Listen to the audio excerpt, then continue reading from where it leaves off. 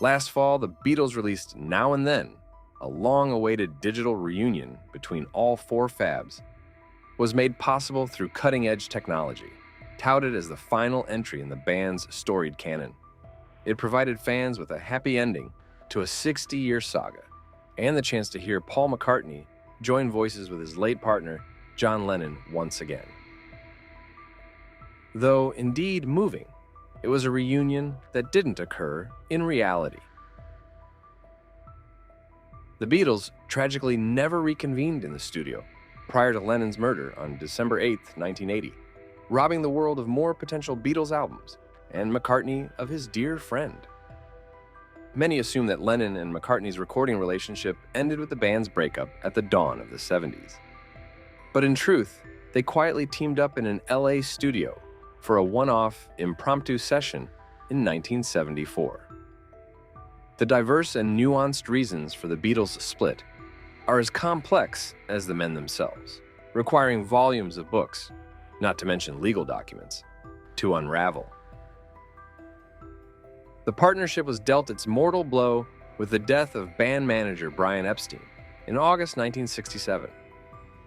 McCartney did his best to navigate the group through the ensuing upheaval, but his de facto leadership was read as overbearing by his bandmates, particularly Lennon, who, since the world-beating success of 1967's groundbreaking Sgt. Pepper's Lonely Hearts Club Band, had largely abdicated his creative role due to his own emotional maelstrom of insecurity, boredom, and resentment.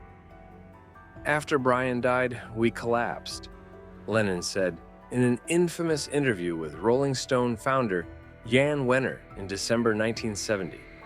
Paul took over and supposedly led us. But what is leading us when we went round in circles? We broke up then. That was the disintegration. McCartney's perfectionism in the studio gave him a reputation as a hard taskmaster. He's the workaholic, Ringo Starr once joked, while the band's producer George Martin chose the word overbossy. But beginning with sessions for the White Album in 1968, Lennon began openly sniping at McCartney's work. He particularly loathed the music hall-influenced numbers like Martha My Dear, which he memorably dismissed as Paul's granny music. The latter song nearly provoked a battle royale in the studio before Lennon stormed out, only to return again hours later in a chemically altered state of consciousness. For McCartney, the hostility was painful. John and I were critical of each other's music, and I felt John wasn't much interested in performing anything he hadn't written himself, he told Life in 1971.